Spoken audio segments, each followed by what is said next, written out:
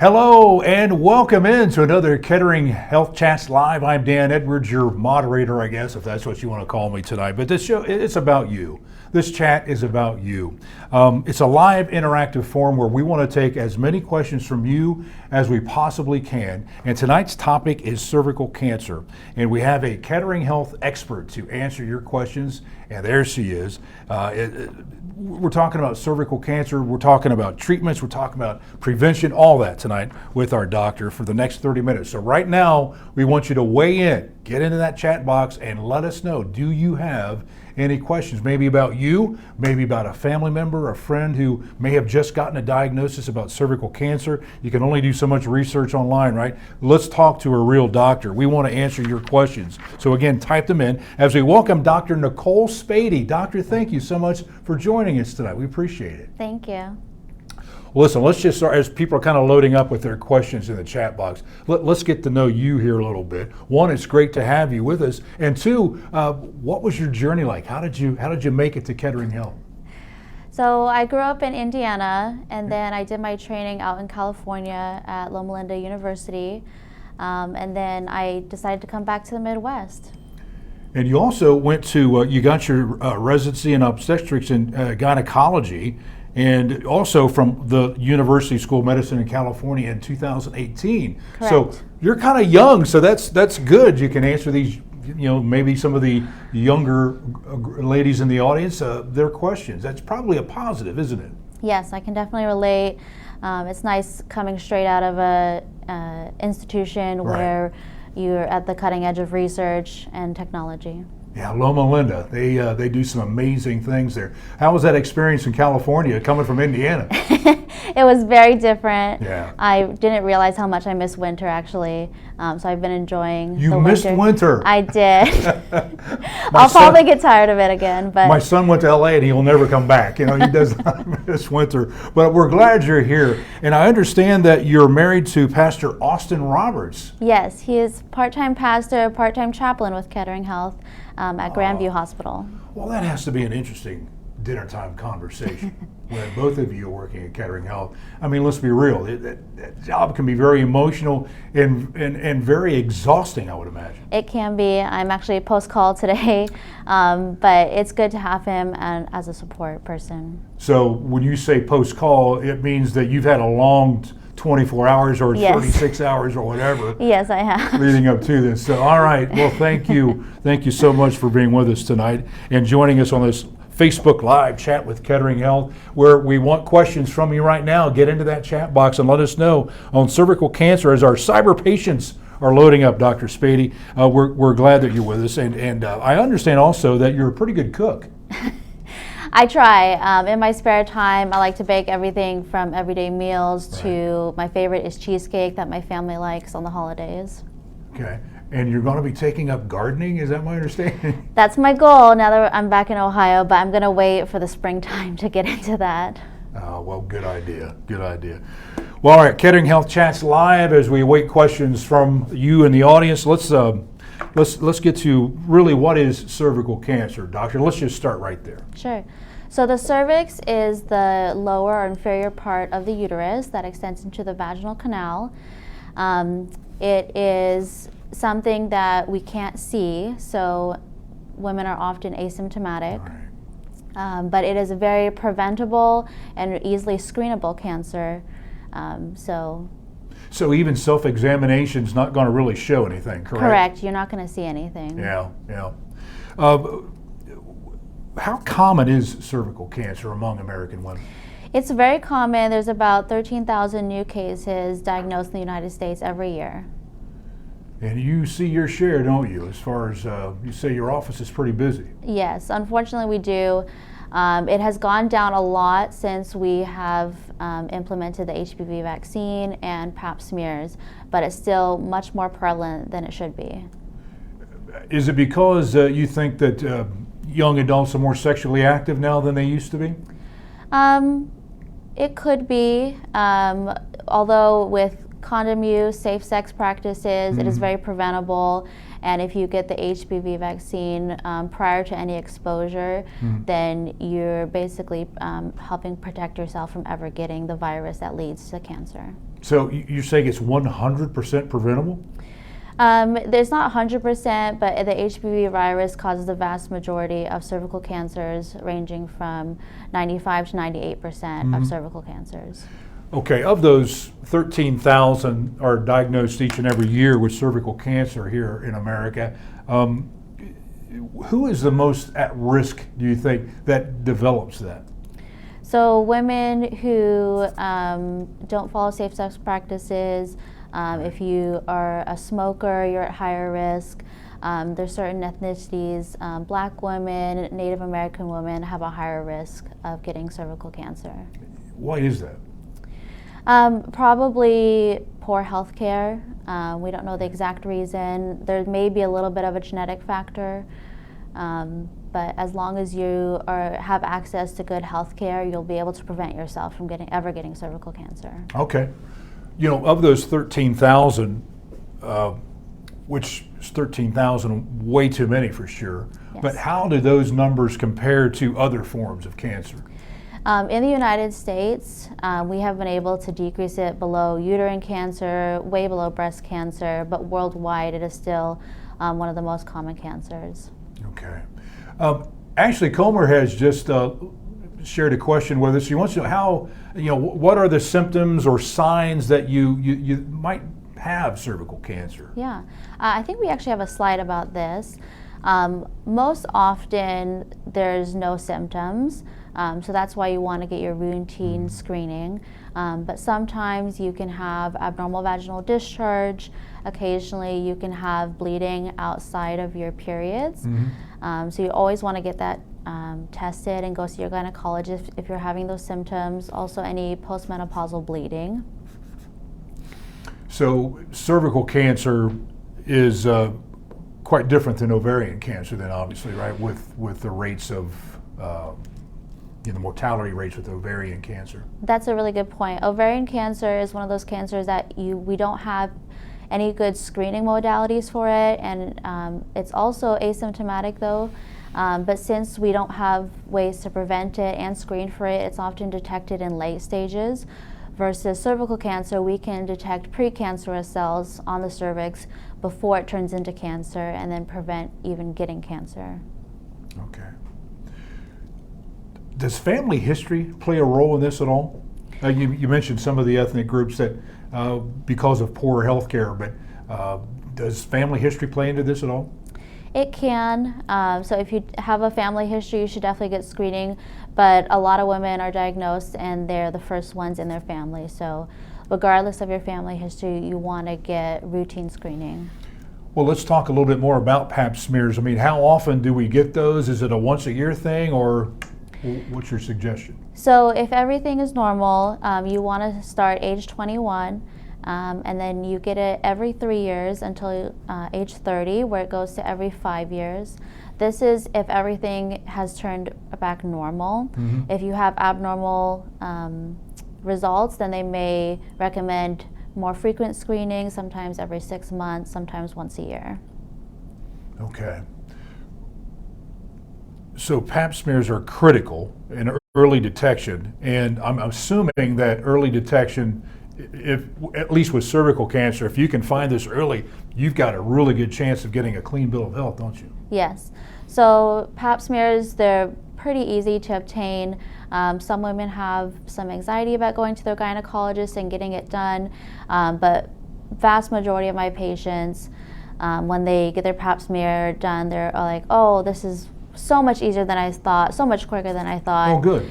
And so just build up the courage, go see your gynecologist, especially once you reach age 21, and then through on your life, it'll just become a habit. And with the Pap smear, we can detect precancerous cells from certain levels. If you have very benign lesion, then they may not recommend doing anything at that point. If it's a higher abnormal cell, then they may recommend that we do something called a colposcopy. That's where we use a device called a colposcope. It's basically a large microscope where we look at the cervix and we can see if there's any abnormal cells in the cervix that need biopsying. Can you see that almost immediately, or does it take time over time to develop? Cervical cancer, it takes about 10 years to turn from precancerous cells into cancer. So you have some time to go get your screening and get detection, and that way you can have minimal intervention from a small biopsy to a small frozen procedure to sometimes a larger procedure where we kind of remove the top cells of your cervix and prevent those from turning into cancer. Autumn writes in with a question, a very interesting question. If you don't have periods, what might be some of the other symptoms you would be looking for? Probably wouldn't be a whole lot with her. You know, you could have some abnormal discharge, sometimes like gray, milky discharge. But if you're not having periods, you might want to see your gynecologist as well. If you're on birth control or something that's causing you to not have periods, that's okay. But otherwise, if you're not having periods, that's another reason you should definitely see your gynecologist and get that evaluated. Right. Guys, I hate to ask this question, but I think it's important. How deadly is cervical cancer if it goes undetected?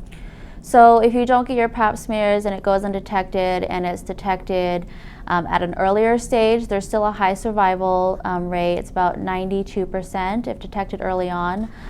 Later stages, it goes down to about 18 to 44% survival rate. All right, so 92% if you can catch it. I mean, most people will catch it even before it turns into cancer with their pap smears. So it's much higher. It's preventable if you get your pap smears. I mean, just a routine gynecological visit, you're checking for this automatically, I would assume, correct? Yes. Yeah. You should see your gynecologist about once a year, and we'll be following up on your pap smears every time and making sure that you are good of your screening, or if you need to get a pap smear that visit.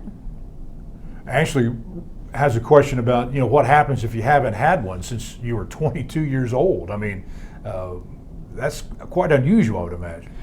It happens. A lot of women get busy and they put their families first, and sometimes they don't get to the gynecologist for their own health, but just go see your gynecologist and they can get a pap smear. Even your family doctors can do pap smears as well. Okay.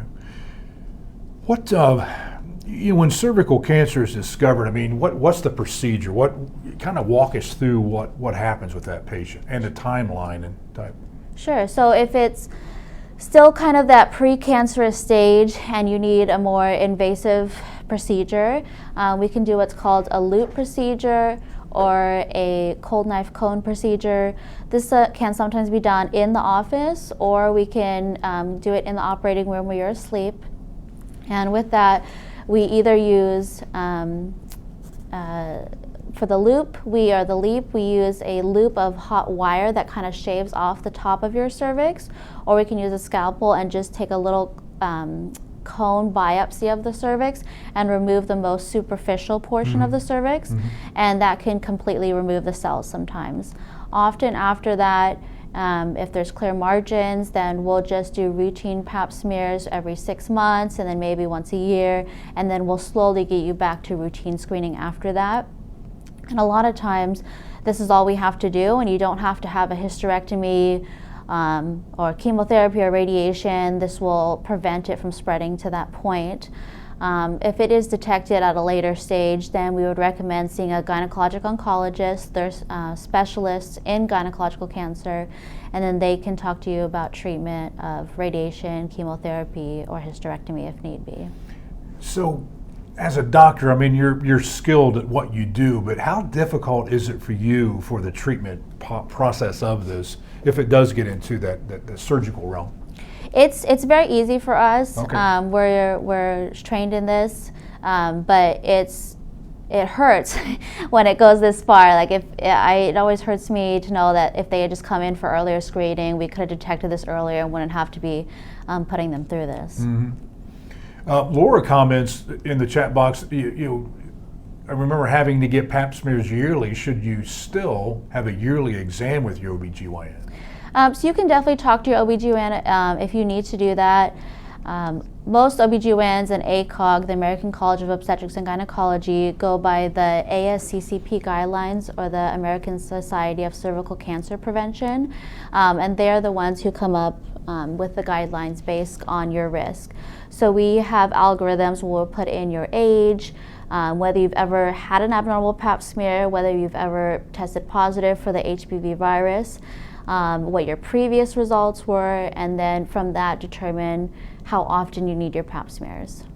So share with me exactly what HPV virus is, or HPV virus is for our listeners who may not know. So the HPV virus has several different strains. Some of them cause genital wart, some of them cause cervical cancer. And there's actually a vaccine, the Gardasil vaccine, that can protect you from the most common types. You can get it anywhere from ages 9 to ages 45. Average recommended age is 11 to 12, because you want to get the vaccine before you're exposed to the virus. So this is the decision that parents will often make to whether their kids will get the HPV vaccine. So some adults don't even know if they've had the vaccine. So I always recommend, if they're not sure, check their vaccine list and see whether they got it as a child or not. And if they didn't, definitely get it as soon as you can. It's a 3-dose course when you're an adult. You get the first dose, and then the second dose is 2 months after, and the third dose is 6 months after that. Well, you're fairly new to the community. I mean, like Ashley has a question like, what if you need help finding a good OB-GYN? I know we have Kettering Health has a good network. Yeah, Kettering Health definitely has a search engine where you can search for a family medicine doctor or an OB-GYN that you can get plugged in with. I'm at Advanced Women's Healthcare at Soin Hospital, but you can just Google, I know there's Premier Health in the area, Miami Valley, and find a good provider that you trust. Okay, super. When you're dealing with this, is there much pain involved? Often when you don't even know that you have abnormal cells, it's pretty asymptomatic. Obviously with the later stages it can become very painful.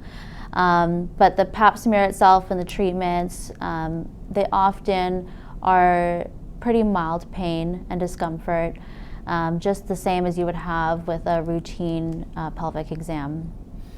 Okay. Let's now talk about being responsible, lifestyle changes. We know smoking is bad no matter what, so we hope you're not smoking, and if you do, please quit. And to those who are smoking, just know that you can do it, and there's many good reasons to do that.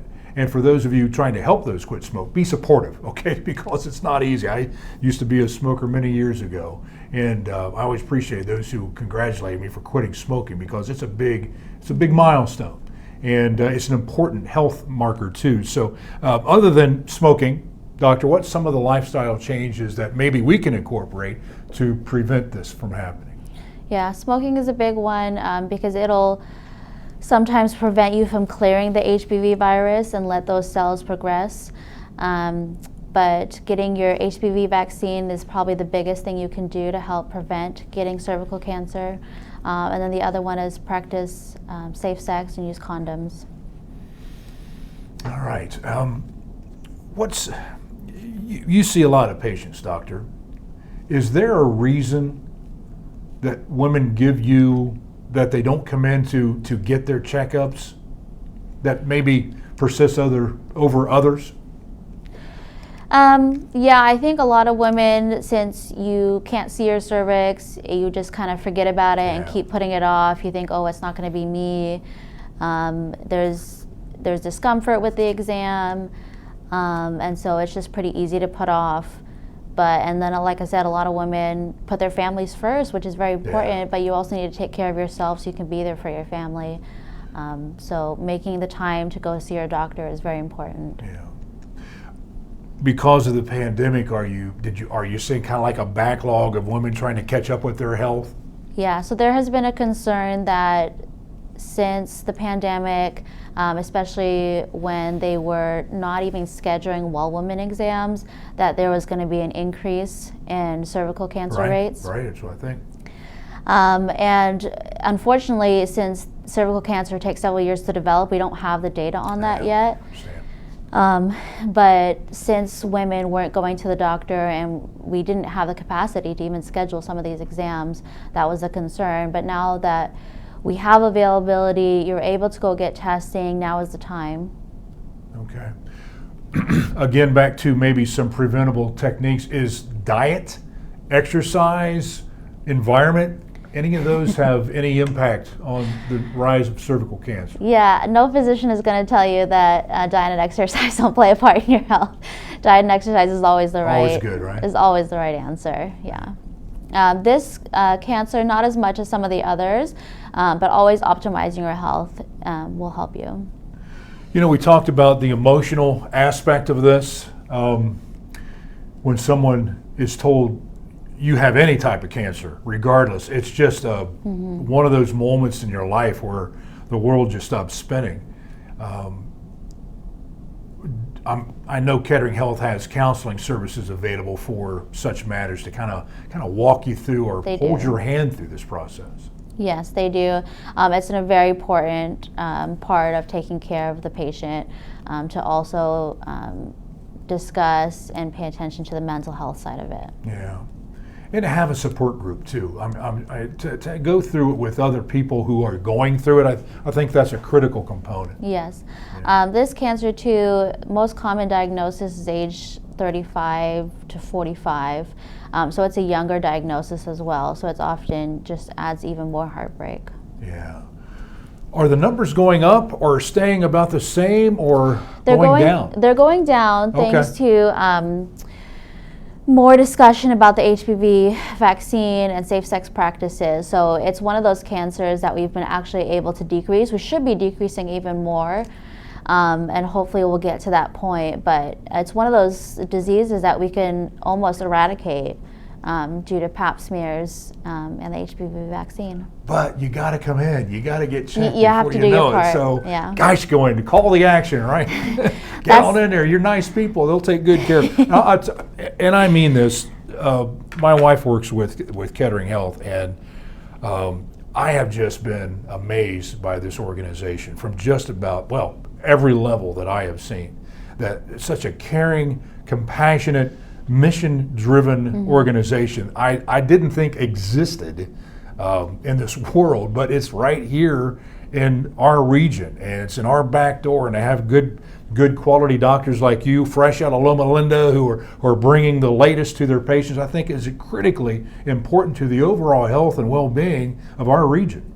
Yeah. It's something that I'm so happy that I joined the mission of Kettering, and I'm here. And doing talks like this, we're reaching out to the community and trying to educate the community so that they can empower themselves to take care of their health. Doctor, you see we've been getting some floating hearts during the chat. This is fantastic.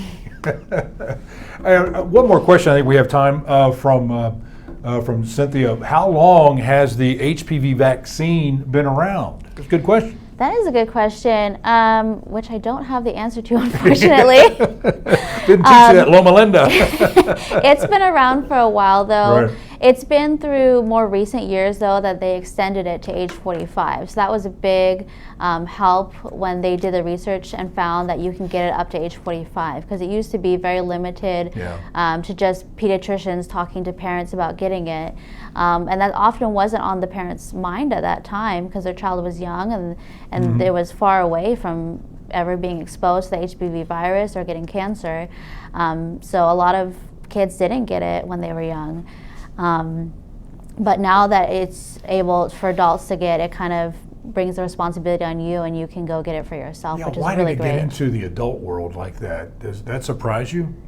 Sorry, what was the question? How it got into the older ages of women as opposed to the younger teens? Yeah, more research came out, and the CDC, I want to say about 4 years ago or so. I could have that wrong, but they extended it up to age 45 for men and women. Appreciate it. So, I mean, once a woman goes through, it goes into surgery.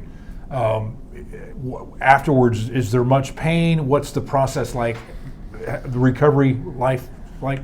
From a cold knife cone procedure or a LEAP procedure, it's pretty minor, probably about you go home the same day, a few days of discomfort, up to about 2 weeks of kind of healing back to your normal self, but it's pretty minor.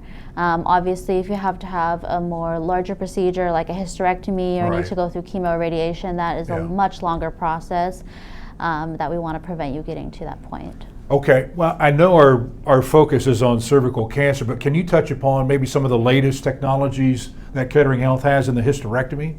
Yeah. So one of the big things is doing robotic hysterectomies. That's come out in the last several years, which really improves patient satisfaction. You go home the same day, even after, though it's a major surgery. Pain is very minimal. Some patients are talking about, they come back and tell me that they're walking around the next day and going about their normal lives. And I try to tell them to slow down a little bit and make sure they're taking care of their bodies during the recovery process. But it's a wonderful thing that we have to offer to patients. There's different forms of hysterectomy, from vaginal, open if we need to, versus laparoscopic, and then robotic. But it's so amazing that we have that here at Kettering and are able to offer it to our patients. Yeah, we have world-class facilities here in the Dayton region that are just phenomenal. Doctor, maybe you touched upon this already, but what is the earliest age that a young girl should come in for a pap smear? Was it 6? Age 21. Oh, the earliest? Yes, for a pap smear, just because it takes a while to turn into cervical cancer. Gotcha, okay. And even though you may be positive for the HPV virus beforehand, a lot of women will end up clearing it. Okay. So we don't recommend pap smears till age 21. Gotcha. Okay, I need to pay attention. Sorry about that. It's okay. It's recommended to see your gynecologist before that. You can talk to them when you're an adolescent. That way you can kind of establish a relationship with them, and you don't have to dive right into doing a pelvic exam and pap smear the first time you meet your gynecologist. All right, anyway, time for one more question here. Are you most likely to be at risk of cervical cancer before or after menopause? Good question. Usually before. The most common age of diagnosis is in your 30s to 40s, so it's a young person's disease. And you're often exposed to it in your teenagers when you're exposed to the HPV virus. Gotcha. So you want to get that detection early on. Dr. Spady, go ahead, I'm sorry. Oh, I was just going to say, it still can happen after menopause, so you still want to get your screening then, but you want to get it right your whole life. Gotcha. Man, some really good information, Dr. Spady. Thank you. Thank you. Fantastic. We appreciate your time and expertise and your obvious passion for what you do with Kettering Health, and we're lucky to have you in the Dayton region. Thank you for being here with us and choosing Dayton, too, for you to put out your shingles, so to speak. My pleasure. Good. All right, so if you'd like more information, just go to our websites that we have up. There you go. I don't have to say all that, but that's where you can go. Give you a little time to see that, ketteringhealth.com/services/women's-health, okay? And we appreciate it. Look for updates right here on Facebook. Our next Kettering Health Chats Live is going to come up February 28th. And guess what we're talking about in February? Yes, heart health. Oh, it makes sense. It's Valentine's month, right? Except we're going to be talking about a different broken heart with our next Kettering Health expert, so we look forward to that. Well, I'm Dan Edwards. We will see you again in February. Doctor, thank you for being with us once again, and thank you for being a part of our Kettering Health Chats Live. It's Kettering Health. We want you to be your best.